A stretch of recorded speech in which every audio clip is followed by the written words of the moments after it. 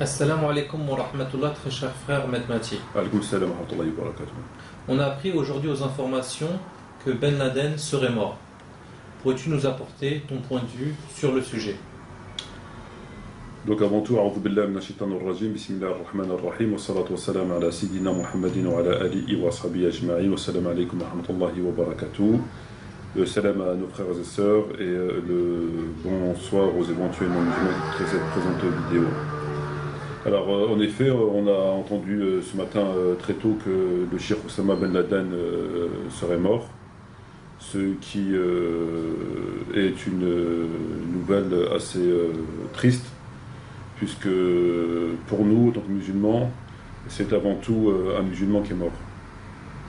Donc quand bien même ce musulman est qualifié par beaucoup de non-musulmans, mais aussi de musulmans entre guillemets de monstres, de démons, de héros de l'Apocalypse, il ne demeure pas moins que c'est un musulman, et c'est pas parce qu'on lui reproche un certain nombre d'actes criminels, dont entre autres les attentats du 11 septembre, alors qu'aucune preuve n'a été avancée, que Oussama Ben Laden perd son statut de musulman jusqu'à preuve du contraire. Tuer des innocents ne le fait pas sortir de l'islam, jusqu'à preuve du contraire. Donc à partir de cette évidence, il nous appartient à nous autres musulmans de considérer qu'un musulman est mort et d'avoir tout le respect que l'islam nous impose vis-à-vis de cette personne qui était Oussama Ben Laden. Voilà, dans un premier temps. Dans un deuxième temps, on a pu constater que des photos ont été truquées. C'est assez étrange. Peut-être que tout simplement Ben Laden n'est pas mort, ou qu'il est décédé il y a un certain nombre de temps, peut-être quelques mois, et que aujourd'hui les États-Unis veulent s'attribuer le mérite de l'avoir tué, en réalité. Puisque on attend d'avoir les preuves de sa mort, mais trafiquer d'emblée comme ça des images, c'est pas tout à fait normal. Quoi qu'il en soit, qu'il soit mort ou pas, cela ne change pas grand-chose. Cela ne change pas grand-chose, puisque comme tout être humain, il devait mourir. Alors s'il est mort en martyr, je crois que c'est le vœu de tout bon musulman de mourir en martyr. Sinon, il serait mort de toute façon autrement. Ben Laden, à lui tout seul, c'est pas lui qui fait l'avenir de l'islam. L'islam existait avant Ben Laden, le djihad existait avant Ben Laden, et sans nul doute qu'il existera aussi après Ben Laden. Donc moi je crois que c'est pas forcément une bonne nouvelle pour les non-musulmans, puisqu'il est fort probable que déjà les otages, si Ben Laden vraiment est mort, que les otages vont être exécutés.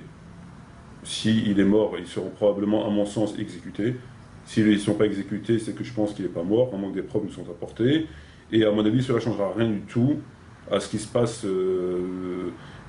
concernant l'islam, concernant les problèmes de violence qui touchent aujourd'hui le monde en rapport avec l'islam, puisque, je veux dire, on ne peut pas rester indifférent lorsque des musulmans sont massacrés en Palestine et que des femmes musulmanes sont violées à travers le monde, lorsqu'on emprisonne des musulmans qu'on les torture. Il est bien évident que tout musulman sincère ne peut pas rester indifférent à cela. Il y aura toujours des gens, jusqu'à la fin, qui viendront se soulever contre l'injustice et qui essaieront tant bien que mal de faire leur devoir de musulmans. Donc en réalité, ça change pour ainsi dire rien du tout à la question entre guillemets du terrorisme, à la question de la violence, etc. etc. Voilà, Donc dans sa globalité, cela ne doit pas changer grand-chose au quotidien du musulman, c'est-à-dire dans sa recherche d'aider, par exemple, la Palestine et toutes les causes de l'islam. c'est même pas une question qui se pose, parce que c'est pas une question humaine. La réponse, elle appartient à Dieu. Dieu fera qu'il y a des gens qui viendront à toutes les époques pour soutenir l'islam et pour combattre l'oppression et l'injustice. Donc, je veux dire, c'est pas l'être humain, c'est pas le musulman lui-même qui décide, et moins encore les non-musulmans qui vont décider de l'avenir de l'islam. Donc, depuis la mort du prophète Mohammed sallallahu alayhi wa sallam, il y a toujours eu ces mouvements. Aujourd'hui, ils sont différents, mais c'est des choses qui sont avant tout entre les mains de Dieu. Voilà, donc c'est même pas une question qui se pose, c'est pas une question, c'est pas là au niveau humain. C'est une question qui se pose pas. D'accord. Donc ça sert à rien de s'interroger sur tout ce qu'il y a eu de bizarre, par exemple dans le déroulement de l'intervention pour attraper Ben Laden, par exemple, ils ont dit qu'ils ont jeté Ben Laden à la mer, etc. Il y a plein de choses qui sont bizarres. Ça sert à, Ça sert à rien de s'interroger. non, mais ça sert à comprendre le déroulement des événements. On sait que ces gens sont capables de tout. Donc ça sert à comprendre les déroulements des événements, mais c'est pas ce qui fera l'avenir de l'islam. Sur la question de l'islam, ça change strictement rien. Donc maintenant, si on s'interroge s'il est réellement mort, comment il est mort, etc., c'est des questions qui sont légitimes, mais avec absolument aucun intérêt vis-à-vis de l'avenir de l'islam. Voilà. En fait, ce qui est important, c'est il faut rappeler que si Ben Laden est vraiment mort, il faut rappeler que les États-Unis ont mis 10 ans pour l'avoir, dans un premier temps. Il faut rappeler que des centaines de soldats américains sont morts.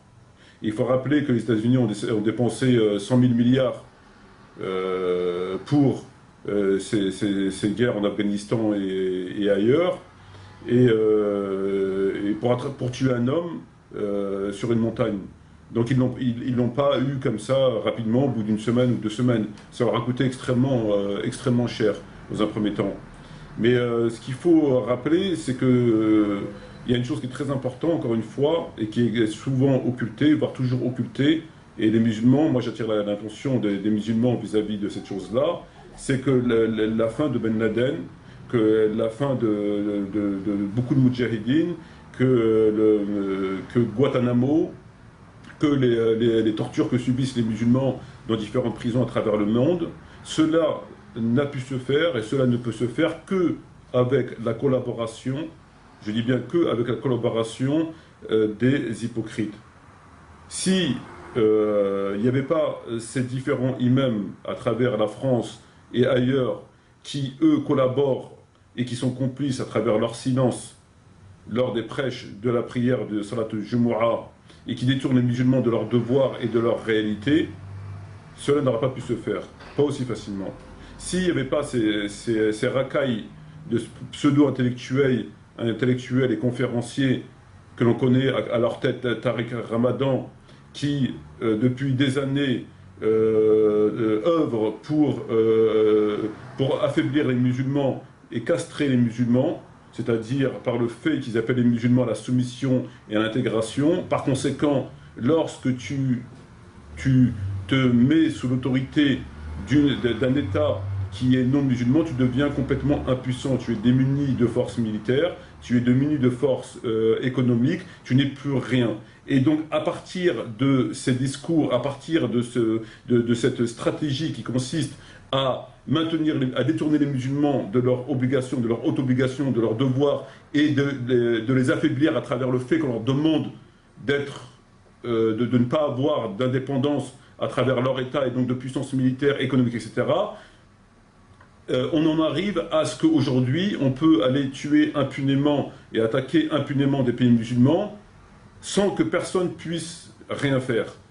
Et ça vient de ça. Ça vient de là. Ça vient à travers la manipulation qu'on a vue par rapport à l'UEF dans le Bourget, où on les détourne de la réalité, de leur haute obligation, etc., à travers les discours des conférenciers, etc., etc.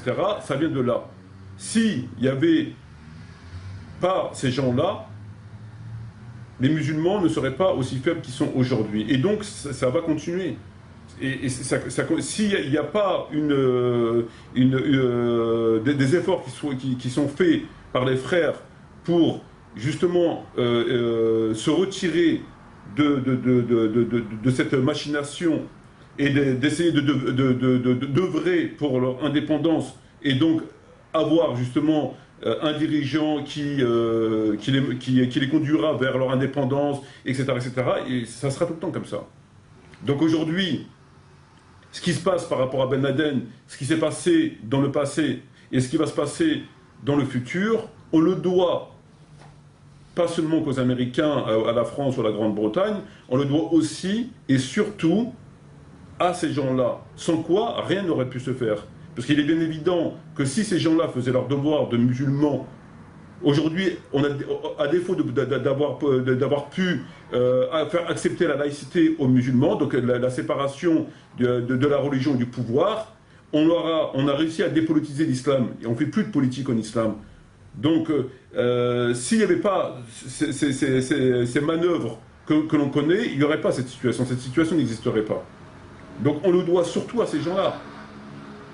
On le doit surtout à ces gens-là, qui font que les musulmans sont dans la puissance. Aujourd'hui, si le monde occidental, les Américains sont à l'époque, on ne peut même plus parler de différence. Nous, aujourd'hui, au niveau technologique, on est au Moyen-Âge, voire même, on est quelques heures après la création d'Adam, après la mort d'Adam. On est encore à l'époque d'Adam. Et si eux sont à l'époque de la guerre des étoiles, c'est que d'un côté, ils ont travaillé pour ça, donc de jour en jour, de mois en mois, de semaine en semaine, ils ont travaillé, ils sont arrivés à la situation dans laquelle ils sont aujourd'hui. Et nous, si on est encore à l'époque de 2 semaines après Adam, c'est parce que il n'y a rien eu. Et pourquoi qu'il n'y a rien eu? Il n'y a rien eu parce que on a des gens à notre tête qui font en sorte qu'il n'y ait rien. Tout simplement. Et ça, le problème, il est là avant tout. Il ne vient pas des Américains, ou des Israéliens, ou des Français, ou des Anglais. Il vient de là. Et tant qu'on n'agirait pas sur les causes et non pas sur les conséquences, on restera comme ça. Si demain ils décident de tuer telle personne là-bas ou d'attaquer tel pays, qui pourra faire quoi que ce soit? Personne. Ça va barailler, ça va discutailler, mais c'est tout. Et ça, c'est un complot. C'est une volonté, c'est prémédité. Et quelle peut être notre action, nous, à notre niveau, donc, pour changer les choses concrètement Notre niveau à nous, c'est de se couper totalement de ce monde et de ces dirigeants hypocrites, ne leur reconnaître absolument aucune légitimité, ne pas les écouter, ne pas assister à leurs conférences, ne pas assister à leurs prières. On n'a rien à voir avec eux. Et également dans le Coran, les mécréants et les hypocrites sont maudits. Un musulman ne peut en aucun cas accepter cette situation. Donc il faut faire une séparation totale entre ce monde-là et le nôtre. C'est la première des choses à faire. Mais si toi, tu continues à accepter ces personnages et à prêter oreille à leur discours, il n'y aura absolument rien. Le problème majeur vient de là. C'est le problème numéro 1. Il vient de là. L'impuissance de l'islam, la décadence de l'islam, la situation dans laquelle vivent les musulmans aujourd'hui, ça vient de ça. Ça vient de là. Et rien d'autre. Crois-moi que si il y avait des gens intègres, sincères, qui étaient à la tête de l'islam et avec l'aide de Dieu, jamais il se passerait ce qui se passe aujourd'hui. Absolument jamais. Voilà. C'est depuis que les musulmans ont abandonné l'islam, en gros. C'est depuis que les musulmans ont abandonné l'islam, ce à travers le fait qu'ils écoutent des gens, ils prient derrière des gens qui sont ni plus ni moins que des agents sionistes, que des salariés des gouvernements algériens, marocains, tunisiens qui ne sont pas qui sont des régimes mécréants, etc. Ça vient de là. C'est depuis qu'il y a cette espèce de khalata, ce mélange où le musulman est mélangé avec l'hypocrisie. Enfin, voilà. C'est depuis ça. Ouais. C'est le moment. On a le droit de combattre ces gens. Avant de penser ou avant de songer à la combattre, il faut déjà employer des moyens qui sont à notre portée d'aujourd'hui, de s'écarter. On n'a rien à voir avec ces gens-là. Ces gens œuvrent pour leur patron, et leur patron est l'ennemi de Dieu et des musulmans. On n'a rien à voir avec ces gens-là.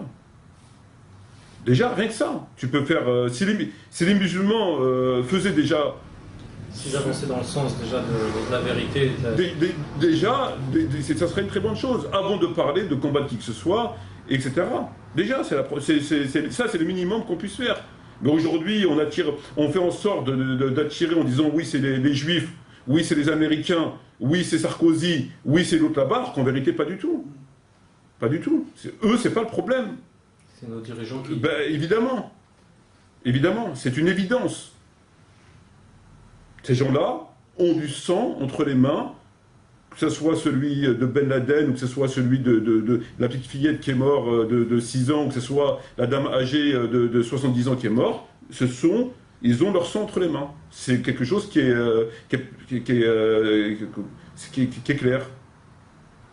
Ils ont du sang des musulmans entre leurs mains. C'est eux qui font en sorte de canaliser les musulmans dans le sens que eux ils ont... nous encadrer pour être ce qu'on est aujourd'hui. Voilà. En tout cas, leur travail, apparemment, quand on regarde bien, il est bien fait.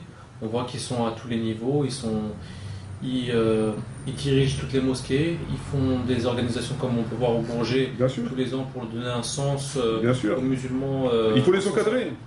Il faut les encadrer. Il faut les encadrer, il faut les distraire. Donc ils aident vers la vérité. Bien sûr, il faut les encadrer, il faut les distraire. Et c'est exactement ce qu'ils font. Il faut leur donner une cause à ronger. Ben oui, quand tu dis à des musulmans que c'est haram de s'intégrer, t'es arrivé à la fin de l'islam. Il n'y a plus d'islam. Puisque tu vis avec les non-musulmans, et puis tu renonces à tout ce qui est principe de religion. Donc si demain on tue des musulmans là-bas, ben, il est clair que tu ne pourras rien faire, parce que ton gouvernement, c'est un gouvernement non-musulman. Donc à partir de là, tu ne peux plus défendre tes intérêts, ceux de l'islam. C'est aussi simple que ça. Tu n'existes plus. Tu n'existes plus. En tout cas, quand on réfléchit un petit peu, on voit déjà quel est le problème. J'espère que les musulmans vont se réveiller. Ben, il faut attirer et réattirer leur attention sur ce point-là. Parce qu'on fait en sorte de montrer du doigt tel et tel pour se faire oublier. Voilà. Et donc quand tu vois ce qui se passe là et là, tu te rends compte que le problème, il est là. Il n'est pas là-bas. Ça, c'est un problème secondaire. Ça, c'est les conséquences. C'est eux qui donnent les moyens aux autres de faire ce qu'ils font. Voilà. J'aurais une dernière question. C'est vite parce qu'on arrive au temps... Est-ce que, vu l'évolution des choses et vu que ça dure depuis longtemps, toute cette manigance, est-ce que tu es optimiste toi Moi, je suis complètement optimiste. Parce que si eux, ils font un stratagème, Dieu, il a son stratagème. Et moi, je suis parfaitement optimiste par le fait que la Palestine sera libérée, sans absolument aucun doute, et que les musulmans connaîtront la victoire dans un avenir proche. Et ça viendra de Dieu, parce qu'on ne peut pas combattre Dieu. Donc si on a réussi à tuer Ben Laden, on ne réussira pas à tuer Dieu et à éliminer l'islam, ça c'est une évidence. Mais sans l'aide de Dieu, les musulmans sont à l'heure d'aujourd'hui vaincus. La machination a parfaitement fonctionné et grâce aux hypocrites, les musulmans sont complètement vaincus. Grâce aux hypocrites, à la naïveté d'un certain nombre de musulmans. Voilà. Sur ce, je pense que on va arrêter là la vidéo, Inch'Allah. Je te remercie. De rien, shukran jazirin wa salam alaikum wa rahmatullahi wa barakatuh et à la prochaine, Inch'Allah. Wa alaikum salam.